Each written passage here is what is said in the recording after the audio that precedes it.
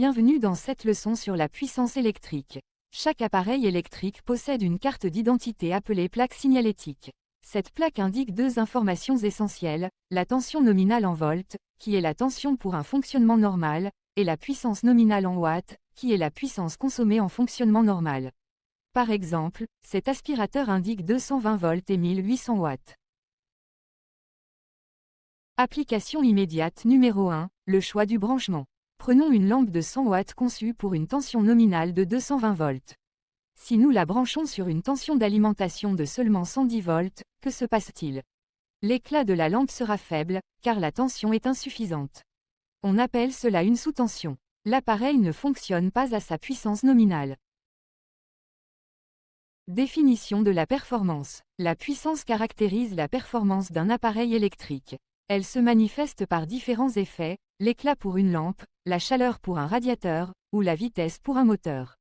Comparons deux mixeurs. Le mixeur A produit un petit tourbillon, tandis que le mixeur B, plus puissant, produit un tourbillon beaucoup plus important.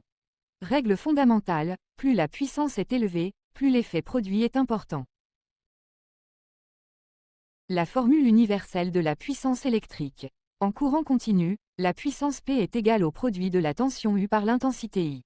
P égale U fois I. Ce triangle mnémotechnique permet de retrouver les trois formules, P égale U fois I, U égale P sur I, et I égale P sur U. Cette relation simple est fondamentale pour tous les calculs en électricité. Application immédiate numéro 2, calcul de l'intensité. Prenons un fer à repasser de 2200 watts branché sur 220 volts. Quelle est l'intensité du courant qui traverse cet appareil? En utilisant la formule I égale P sur U, nous calculons 2200 divisé par 220, ce qui donne 10 ampères. Le fer à repasser est donc traversé par un courant de 10 ampères.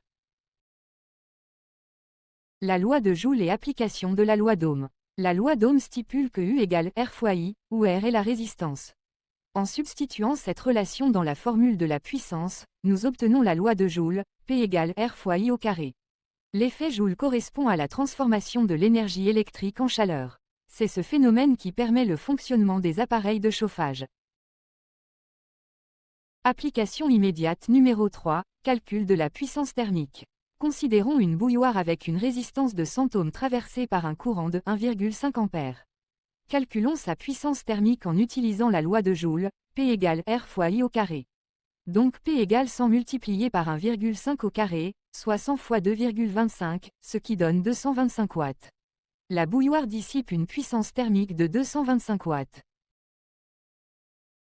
Puissance totale et sécurité, le disjoncteur domestique. La puissance totale consommée par plusieurs appareils est égale à la somme de leurs puissances individuelles. P total égale P1 plus P2 plus P3, etc. Le disjoncteur possède une plaque signalétique indiquant la puissance maximale admissible et l'intensité maximale, appelée calibre. Si la puissance totale dépasse la puissance maximale, le disjoncteur coupe le circuit pour des raisons de sécurité. Application immédiate numéro 4, le disjoncteur en action. Imaginons une maison avec une puissance maximale de 3,5 kW. Si nous allumons simultanément un chauffage de 2000 watts et un four de 2000 watts, la puissance totale est de 4000 watts. Comme 4000 watts est supérieur à 3500 watts, le courant va se couper automatiquement. Le disjoncteur protège l'installation contre la surintensité. Carte mentale récapitulative. Résumons les points essentiels de la puissance électrique. Les formules clés, P égale U fois I, et P égale R fois I au carré.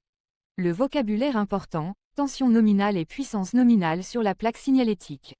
La sécurité, le disjoncteur, la puissance maximale, et la surintensité. Les exemples concrets, ampoule de 100 watts, 25 watts, fer à repasser de 10 ampères. Félicitations, vous avez terminé cette présentation sur la puissance électrique. Pour valider votre réussite et mémoriser ces connaissances, il est recommandé de revoir cette leçon dans une semaine. La répétition espacée est la clé de la mémorisation à long terme. À bientôt pour de nouvelles découvertes en physique-chimie.